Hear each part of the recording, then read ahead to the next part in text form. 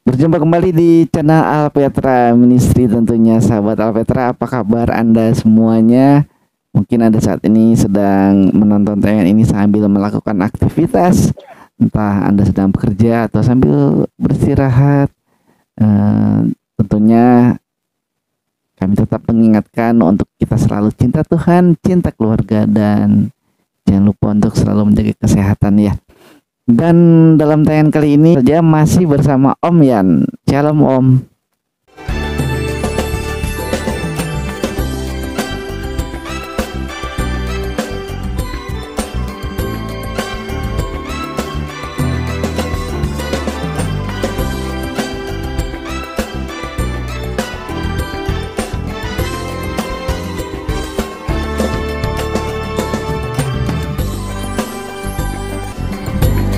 Saya semua berkat semua pemirsa Alpetra Ministry.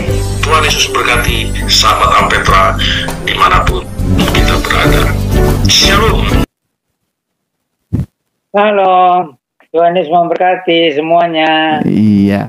Wah, ini cukup lama juga nih Om videonya ya. Kita terakhir tuh bikin tanggal 3 ya Om ya. Waktu tayang itu di bulan ini, dan kemarin ada tayangan kita membahas tentang kuasa gelap. Nah, kali ini Om kita mau bahas dari Kisah Para Rasul pasal 16 ayat 4 sampai 10 Om, karena ini juga sedang menjadi pertanyaan dari terutama orang-orang Kristen ya Om ya.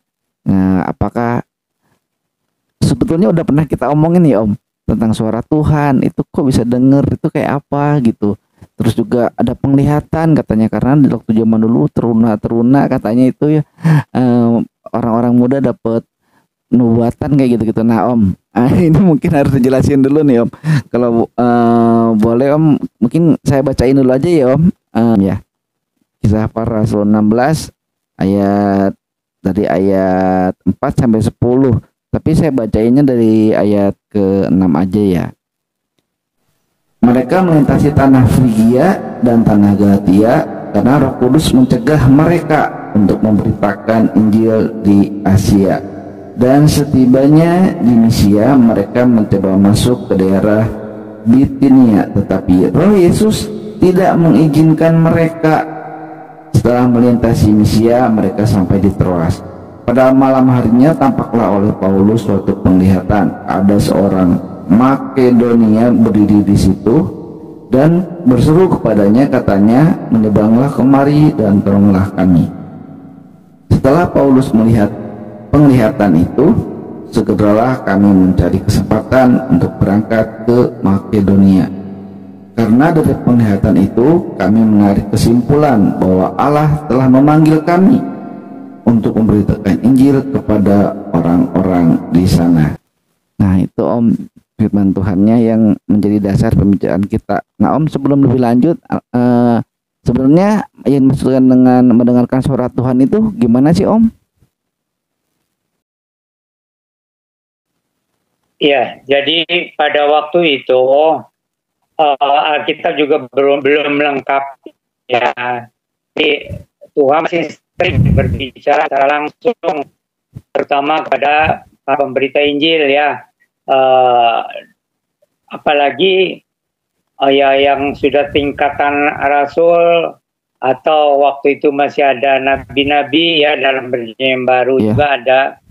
Nah, jadi pada waktu itu Tuhan seringkali bicara secara langsung. Ditambah lagi tingkat kerohanian itu, orang Kristen pada zaman itu, apa ya, hamba-hamba Tuhan itu ya terus terang aja mereka jauh lebih tinggi lah istilahnya kerohaniannya dengan kita rata-rata zaman sekarang ini. Gitu. Jadi hubungan mereka dengan Tuhan itu sepertinya lebih dekat. Meskipun tentu saja Roh Kudus itu ada beserta kita ya begitu dekat di hati kita. Cuma kita respon hamba-hamba Tuhan, anak-anak Tuhan terhadap suara Roh Kudus itu kita seringkali dekat dengan sekarang ini. Jadi agak lambat lah itu, karena kerohanian kita terus terang aja dibanding dengan kerohanian waktu pertama, kita cukup jauh lah bedanya. agak di bawah lah gitu. Ya ini kita harus jujur begitu. Iya Om, tapi kalau mendengar suara Tuhan itu kalau di zaman perjanjian lama kan memang Tuhan ngobrol ya Om, misalnya sama Abraham, sama Musa. Nah ini kalau di zaman perjanjian baru Om, atau zaman sekarang lah malahan Om, kayak tadi kata Om kan ada pendeta atau hamba Tuhan yang bisa, oh saya mendengar suara Tuhan, katanya saya harus pergi ke sana gitu. Mendengar suara Tuhan itu gimana Om tuh bisa? Kan harus ada konfirmasinya ya. Ya, jadi begini. Ada hamba-hamba Tuhan yang suka berdoa dan berpuasa. Nah itu mereka itu memang agak lebih seperti lebih peka gitu ya, untuk mendengar bimbingan Tuhan atau diingatkan tentang Tuhan. Oh gitu Om. Kan suara Tuhan itu bisa dari Alkitab juga ya berarti. Suka penasaran jadinya, gimana sih? Coba Tuhan ngomong dong, saya mau dengar suara Tuhan gitu. Padahal kan katanya suara Tuhan itu bagaikan petir ya Om, menggelegar, bagai bergemuruh gitu. Takut juga ya Om. Ya, suara Tuhan itu bisa dibatasi caranya. Yang melegar, ada dengan suara keras, ada yang suara halus, ada yang bicara di dalam batin kita, pikiran, hati, gitu. Cara Tuhan kan kita tidak bisa membatasi caranya itu memimpin kita. Oh iya. Wah ini juga harus bisa dibedain mungkin ya Om. Ini suara Tuhan atau suara hati sendiri ya Om. Maksudnya pikiran kita sendiri gitu. Harus dibedain juga ya.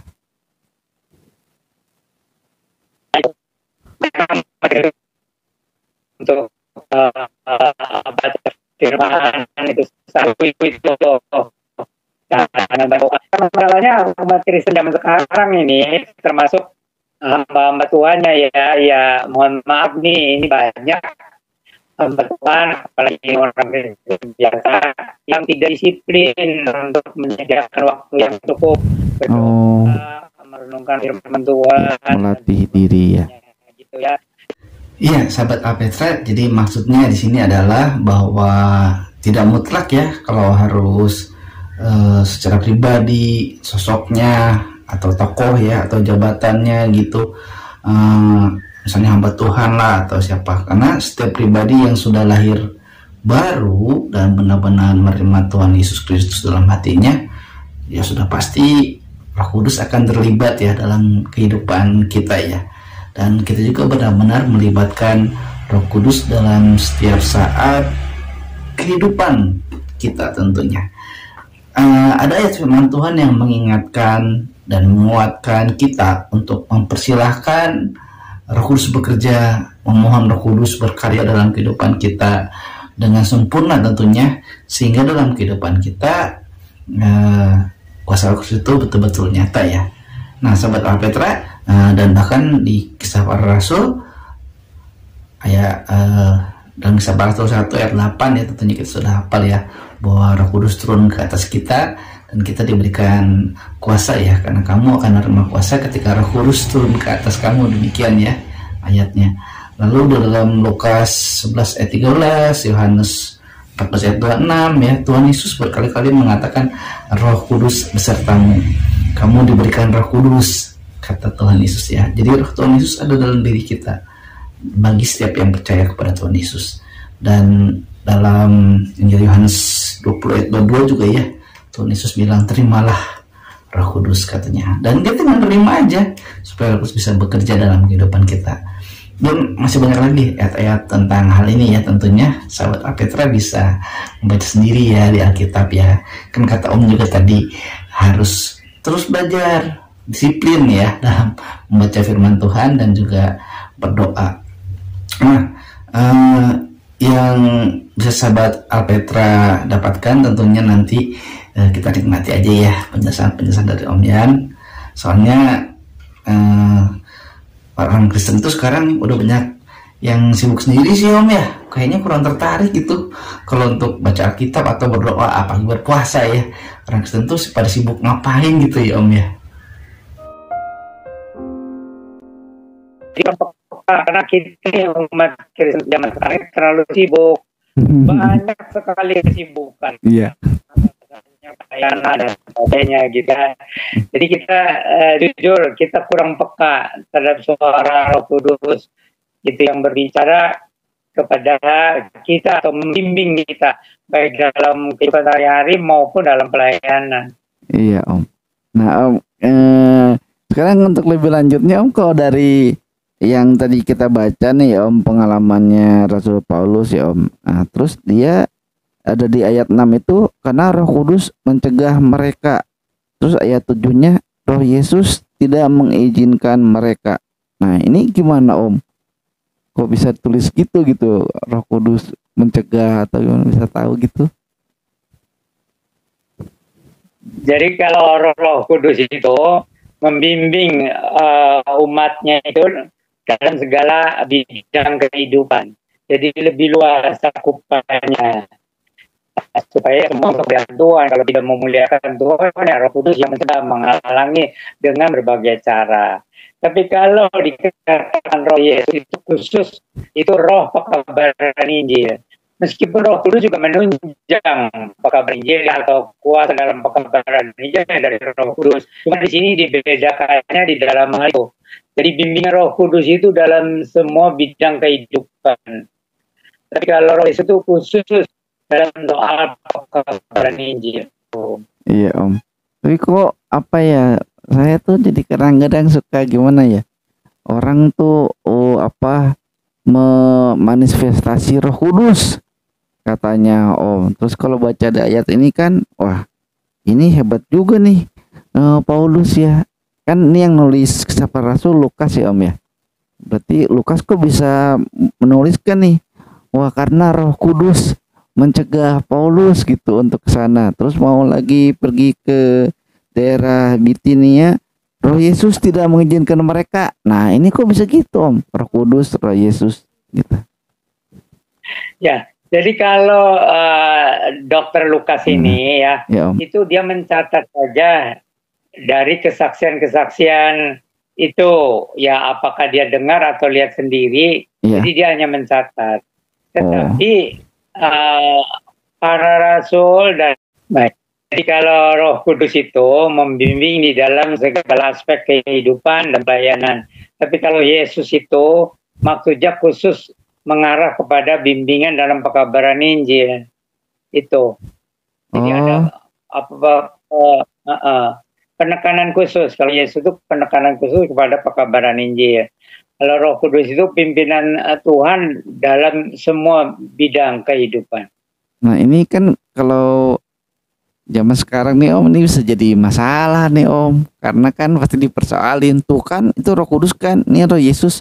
Berarti beda gitu Om, ini Yesus, Roh Yesus. Makanya Yesus tuh bukan Tuhan. Ke situ lagi nantinya Om. Karena ada Roh Kudus dan Roh Yesus gitu. Oke lah Om, tapi udah jelasin sama Om tadi ya. Karena memang mencegah untuk memberitakan Injil ya. Mungkin karena Roh Kudusnya memperingatkan itu karena ada sesuatu yang membahayakan bagi penginjilnya itu ya Om. Atau bagi Paulus dan Timotius gitu. Oh iya, maka Roh Kudus mencegah gitu ya. Iya. Tetapi Roh Kudus dan Roh Yesus sebenarnya sama. Jadi itu banyak sekali ya Om di kisah para rasul itu, terutama Paulus tuh banyak banget mengalami gitu. Roh Kudus menuntunku katanya, Roh Kudus yang ini gitu. Tapi kata Om tadi memang zaman sekarang bisa juga ya Om, hamba-hamba Tuhan atau siapapun orang Kristen yang seperti itu masih bisa juga ya mengalami hal itu Om. Ya betul. Tetapi masalahnya ya secara jujur tingkat kerohanian umat Kristen waktu abad pertama itu, jadi ya kalau nilainya lebih tinggi lah dibandingkan dengan kita pada umumnya umat Kristen zaman sekarang. Kita terlalu banyak berpikir duniawi atau dipengaruhi oleh diri sendiri. Umat Kristen abad pertama dengan umat Kristen zaman sekarang ini memang modern. Kita lebih banyak bersandar lebih banyak kepada akal kita sama, masih mereka pakai akal kita lebih bersandar kepada bimbingan Roh Kudus gitu. Dan lagi begini, mungkin apa pertama itu sering itu berpuasa berdoa itu berpuasa sambil berpuasa saya itu sering gitu. Jadi seperti apa namanya, seperti kehidupan beragama umat Kristen pertama itu begitu. Di gerakan berpuasa ya berpuasa gitu. Nah, kalau sekarang kan biasanya itu pimpinan yang memberitahu hari kita secara berpuasa dan doa khusus untuk ini untuk itu gitu. Tapi ke waktu itu seperti sudah satu kelaziman aja, kehidupan umat Kristen itu ya berdoa berpuasa itu sudah seperti hal yang biasa lah. Ini ada kaitannya juga nih Om ya dengan ayat yang selanjutnya itu ayat 10 itu Om. Setelah Paulus melihat penglihatan. Nah Om, ini selanjutnya kita mau ngebahas tentang penglihatan nih Om ya. Kan sering juga ada hamba Tuhan yang kesaksian, saya waktu mau ke tempat itu saya mengalami penglihatan katanya, persis kayak Paulus gini gitu, mau ke Makedonia itu ada dikasih penglihatan katanya Om. Nah ini waktu terjadi penglihatan itu Om, itu juga apa dalam kuasa Roh Kudus atau penglihatan itu dalam mimpi atau gimana Om tentang penglihatan ini Om? Jadi itu orang yang mengalami penglihatan dari Roh Kudus, orang yang sadar gitu. Kalau mimpi pasti disebut mimpi, tapi kalau ini bukan mimpi, jadi secara sadar seperti dibukakan gitu ya mata rohaninya tuh, ada penglihatan khusus gitu yang berkaitan dengan kabar Injil gitu. Jadi zaman sekarang juga ada yang mengalami begitu. Cuma kita jarang sih, karena kita ini pertama kita jarang berpuasa, kurang berdoa dan kurang berpuasa. Lalu pikiran kita juga sekarang lebih banyak ke dunia gitu, terlalu banyak mikirin dunia, mikirin duit, mikirin ekonomi kehidupan kita ini. Tetapi tetap kita ini lebih kalau diistilahkan karena kutip itu kita lebih duniawi lah. Iya sih ya Om. Waktu zaman itu. Iya sih ya, kalau kita terlalu banyak hal duniawinya sih ya, jadi mungkin matanya jadi ketutupan sama duniawi gitu, nggak bisa melihat. Nah, ya Om, suka ada orang-orang ya Om, mungkin kita sebut oknum aja ya gitu. Oh saya melihat katanya, bisa melihat ini, bisa melihat itu gitu, kayak ngeramal gitu Om, atau ya bilangnya ngelihat lah gitu. Saya bisa ngelihat nih Om ya di Kalimantan lagi tidur lagi gini, nah itu kayak gitu-gitu gimana tuh Om? Padahal jauh gitu. Nah ini jadi kita harus bedakan ya, orang yang jujur, tulus itu ya tinggal diuji apakah itu dari Roh Kudus atau dari dirinya sendiri. Tapi ada orang yang membual itu lupakan saja. Ya.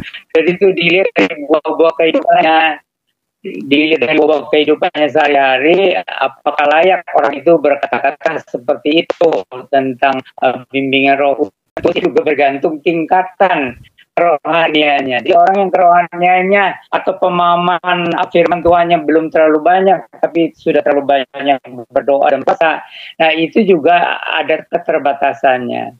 Jadi orang tuh harus seimbang. Ya, pertama berdasar firman Tuhan ya, dan banyak berdoa.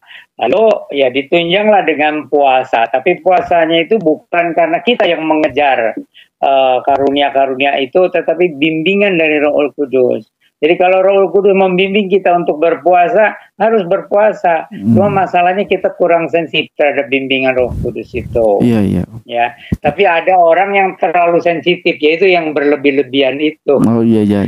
Gitu. Ya, jadi takutnya halusinasi ya Om kalau kayak gitu ya. Seolah-olah penglihatan. Ya, gitu. Ya. Betul, itu karena kurang makan. Jadi cukup halusinasi.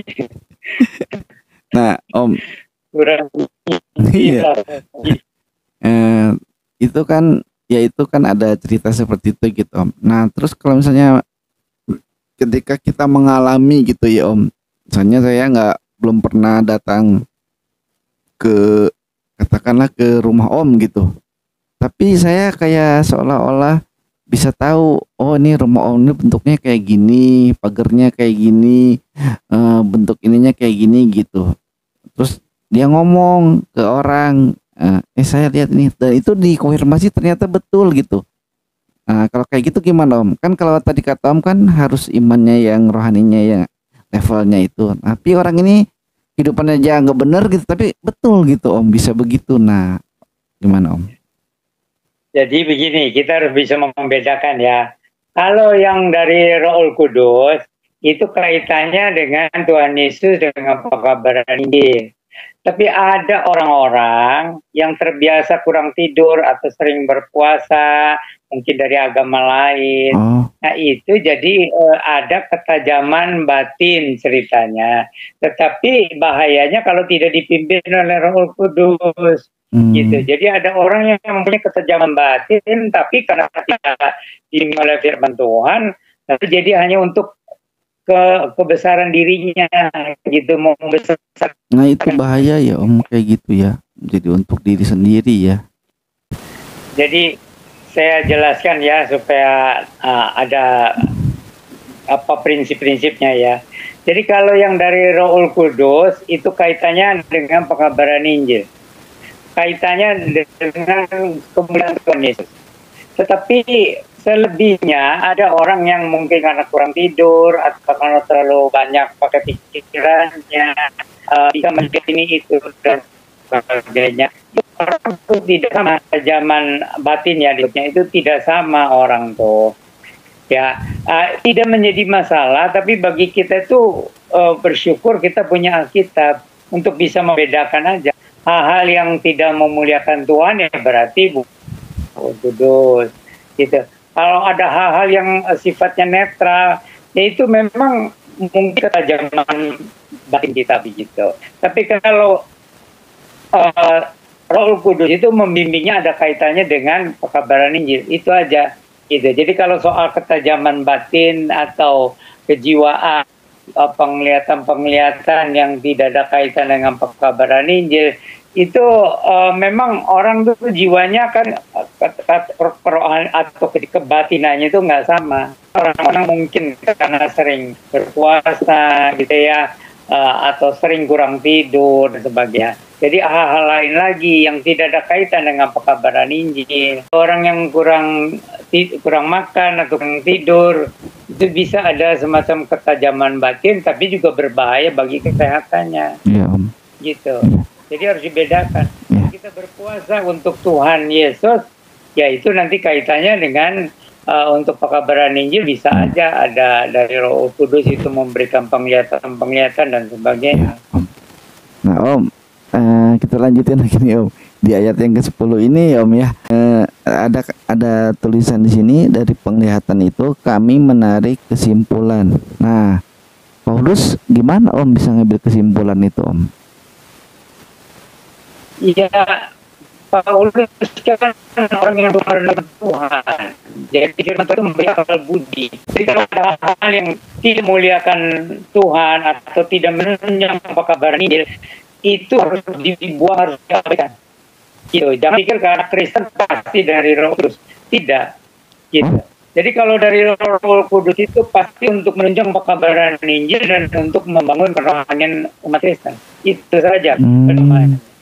Patokannya itu ya Om ya, harus untuk kemuliaan nama Tuhan, untuk pekabaran Injil, berarti itu ya dari Roh Kudus gitu ya Om. Kalau enggak berarti itu diragukan ya Om. Jadi cara konfirmasinya tuh seperti itu ya Om.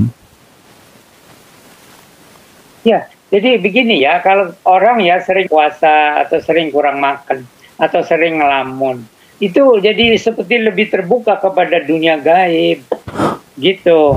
Wah, yang makanya orang Kristen bukan tidak boleh. Orang Kristen lebih dulu itu harus disiplin membaca firman Tuhan dan merenungkan firman Tuhan. Supaya kalau misalnya dia masuk kelompok yang suka berpuasa, suka berdoa, gereja yang banyak puasa gitu ya, nggak apa-apa. Sejauh berpegang kepada firman Tuhan untuk memuliakan Tuhan dan menyampaikan Injil. Gitu. Gereja kan satu. Apakah Protestan, apakah Pentakosta, Ya, termasuk Katoliknya ulama berpegang pada firman Tuhan dan untuk menunjang pekabaran Injil gitu. Kan kita tidak saling menghakimi, malah saling mendukung. Saya berpegang kepada firman Tuhan dan pekabaran Injil.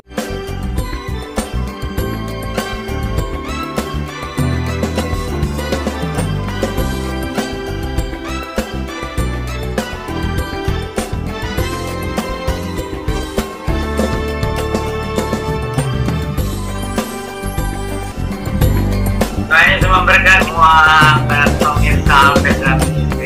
Tuhan Yesus berkati sahabat Alpetra dimanapun kita berada. Shalom.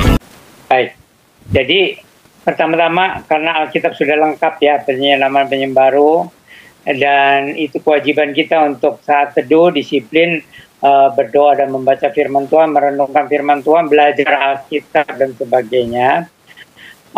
Maka kalau kita banyak berdoa dan puasa itu, jadi tetap firman Tuhan, Roh Kudus itu menyatu. Iya.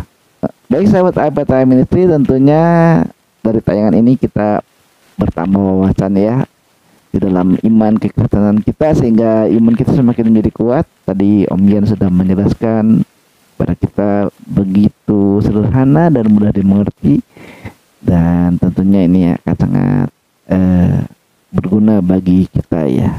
Nah, sahabat Alpetra, sayangnya waktu yang memisahkan kita. Sampai di sini dulu perjumpaan kita. Terima kasih ya Om untuk taburan firman Tuhannya.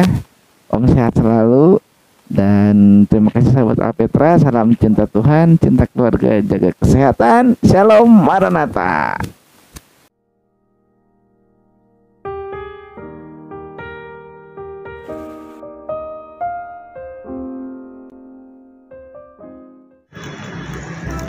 Jalan terus, beli pilus. Kalau kamu serius, pinjamlah 100.